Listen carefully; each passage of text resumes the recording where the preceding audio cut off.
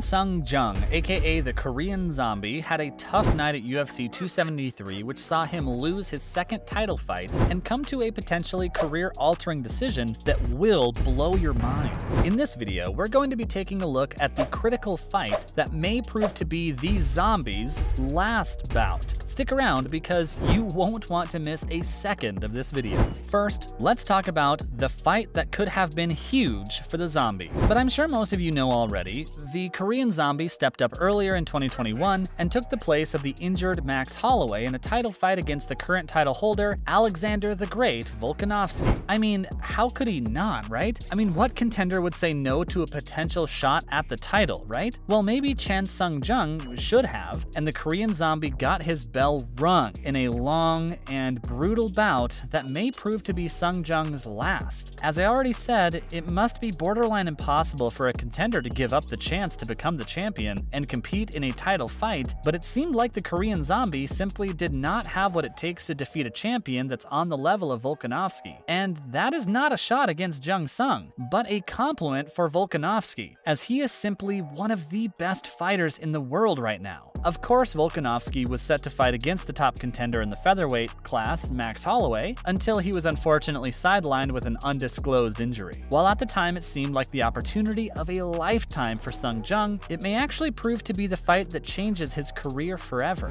A less than ideal fight for the Korean Zombie. Despite the great deal of time put in by the Korean Zombie to properly train himself for the challenge that would be Alexander the Great, it appears as though Sung Jung was behind the 8-ball from the start and was set up to fail. From the very second the two warriors touched gloves, until the final bell was rung, Sung Jung was struggling to survive in the cage against Volkanovski. The fight was incredibly one-sided, and it resulted in a brutal 4-round beatdown that probably went on for much too long. If you didn't already know, people call Sung Jung the Korean Zombie because he tends to stay in a fight long after he appears to be dead. Much like a zombie, Sung Jung has an incredible way of finding ways to come back from the supposed dead and find a way to defeat his opponents. But in this fight, the Zombie was no match for the behemoth in the cage with him, and the fight was eventually called by the ref, Herb Dean, before the Korean Zombie could get back in for more punishment. The fight sort of reminded me of the fight between Iron Man and Thanos on Titan in Avengers Infinity War. Iron Man was landing a few blows, but was ultimately getting his butt kicked, and it was not pretty to watch.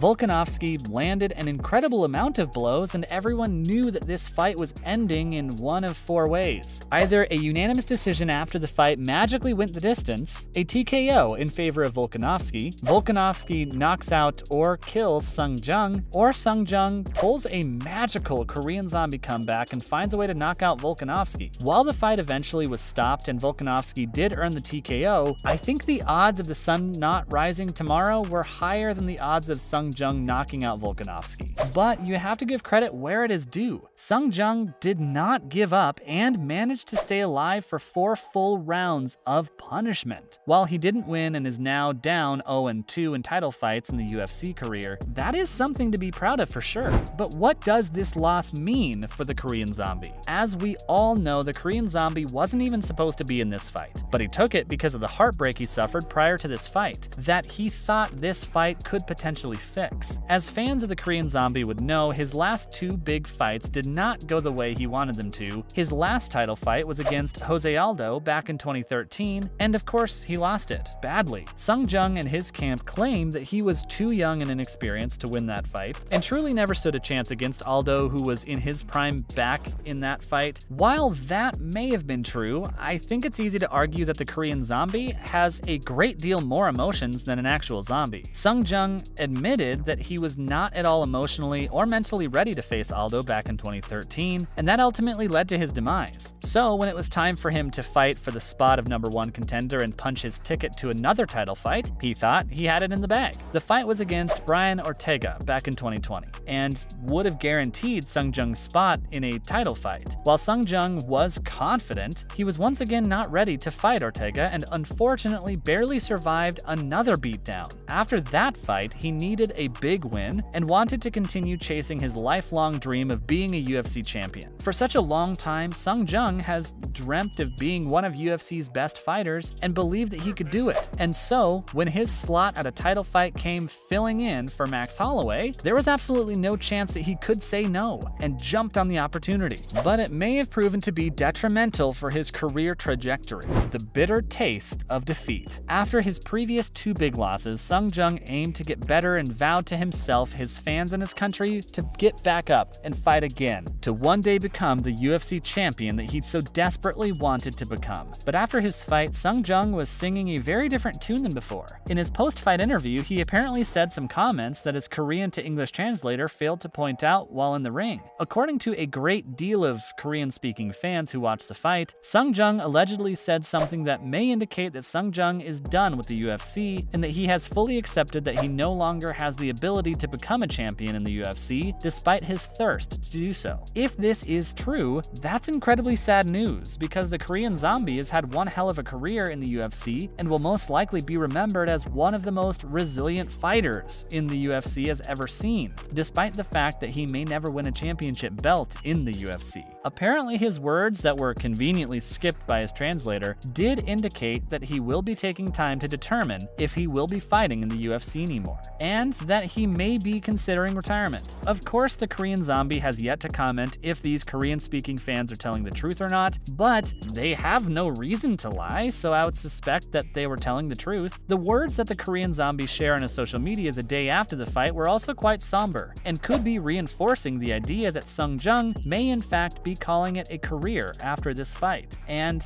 has come to the realization that he does not have a great chance of becoming a UFC champion anymore, and that he has aged out of his prime fighting years. Sung Jung said, "It's sad or regretful," or something like that, but there's no such thing. Jung continued to pour out his heart to fans, saying, "I feel relieved. My physical condition was perfect and all the camps were perfect, but I lost so perfectly. Haha. I'm sorry to those who looked forward to me. Thank you to those who worried about me. I'm okay. I'm just disappointed to learn that a champion is like this. I hope that Korean martial arts will be helpful to the next generation." Jung concluded his emotional post with, "And I want to say thank you to Alex Volkanovski for showing the dignity of a champion. Thank you, Alex. It takes a big man to thank your opponent for beat the snot out of you on live TV, but I think if anyone can do it, it is the Korean Zombie. The man who makes a living getting beat and then taking his single opportunity to turn the fight around and more often than not take the win. Despite his most recent loss, he does have a pro record of 17-7 and has an impressive never lost due to submission. Furthermore, he's landed 6 knockouts and has earned 8 submission wins and 3 wins by decision. If the Korean Zombie chooses to get back in the ring again, it seems like everyone is targeting Calvin Kattar as his next opponent. Kattar is coming off an incredible underdog win over Giga Chikadze and would be the perfect opponent for Sung Jung, seeing as Kattar sits only a single spot behind him in the featherweight standings and is probably looking for a chance to climb the ladder. And that's all we have for you guys today on the channel. We will see you all in the next video.